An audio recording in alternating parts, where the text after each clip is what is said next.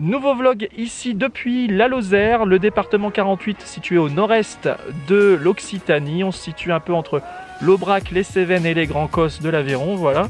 Et nous commençons par une petite randonnée avec, vous voyez, une superbe vue derrière moi.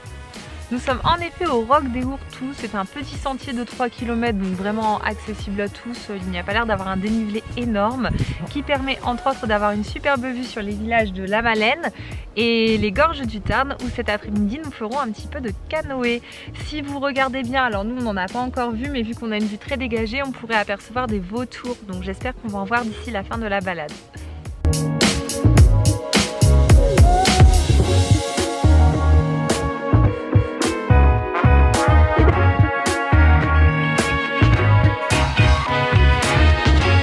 Donc voilà, nous allons faire du canoë ici, le long, dans 11 km tout à l'heure.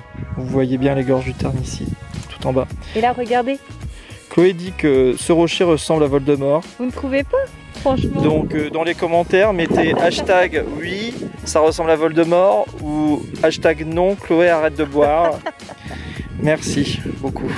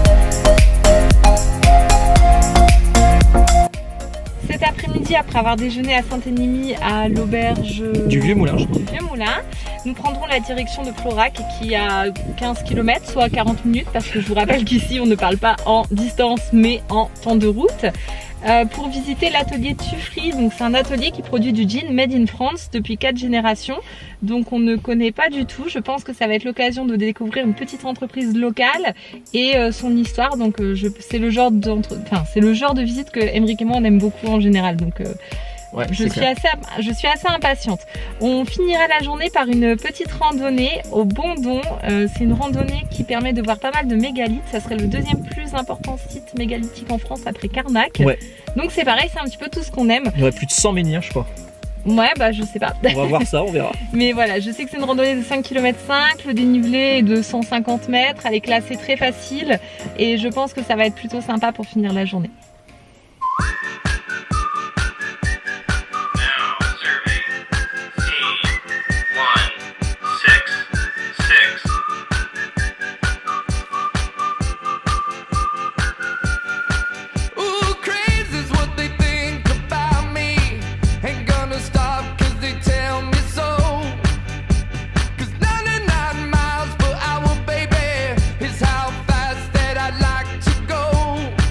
Can't keep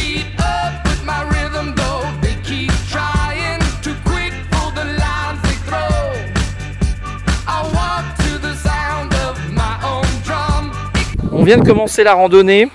Alors je crois qu'en intro je vous ai dit qu'il y avait plus de 100 mégalithes et en fait il y en a plus de 200. Et alors là on n'en voit pas actuellement, mais regardez ce paysage comme il est magnifique. Et là on a deux petits monts ici, deux sommets qu'on appelle des puèches, et c'est le puèche d'Allègre et de Mariette. Voilà, et on se trouve à peu près à plus de 1000 mètres d'altitude, donc heureusement il fait très chaud en bas, donc ça rafraîchit un peu, il y a du vent, ça fait plaisir.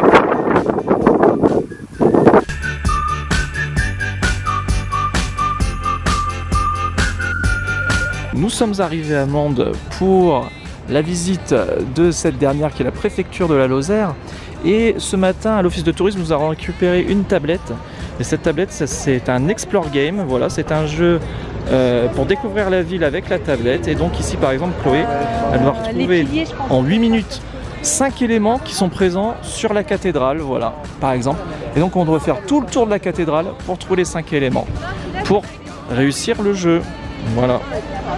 Donc il faut être observateur cette fois-ci, en fait on va visiter toute la ville comme ça.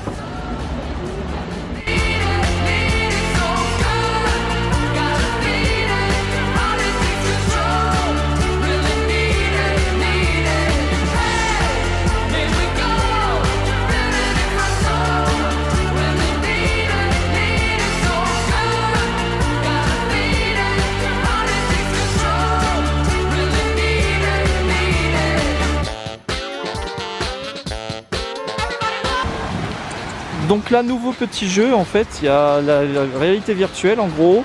Chloé doit trouver 5 différences entre ce qu'elle voit à travers la tablette et ce qu'il y a en vérité là autour de nous, sur les bâtiments. Et les ponts et tout ce qui se passe dans la ville de Mende depuis ce point de vue, voilà.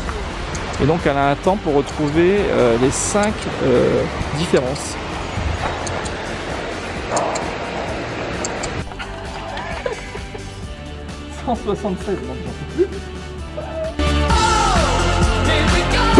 Bon, c'est presque la fin de cette journée pour découvrir la Lozère autrement et de manière un peu plus insolite. Ce matin avec l'Explore Game qu'on vous a présenté, donc une espèce de skate game dans la ville, adapté à tous. Bon là, Emeric va devoir courir pour attraper le coupable. C'est parti. Et oui, tu suives.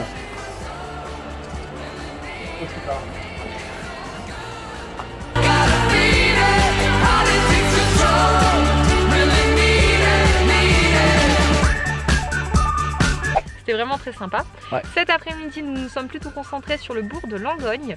Donc c'est une toute petite ville de 3000 habitants. De 3000 habitants, voilà, à peine. Et pourtant, c'est l'un des plus importants centres commerçants de la Lozère, de par sa situation centrale et au bord d'une nationale. Donc en fait, on y trouve vraiment plein de petits commerces, de petites boutiques originales et artisanales.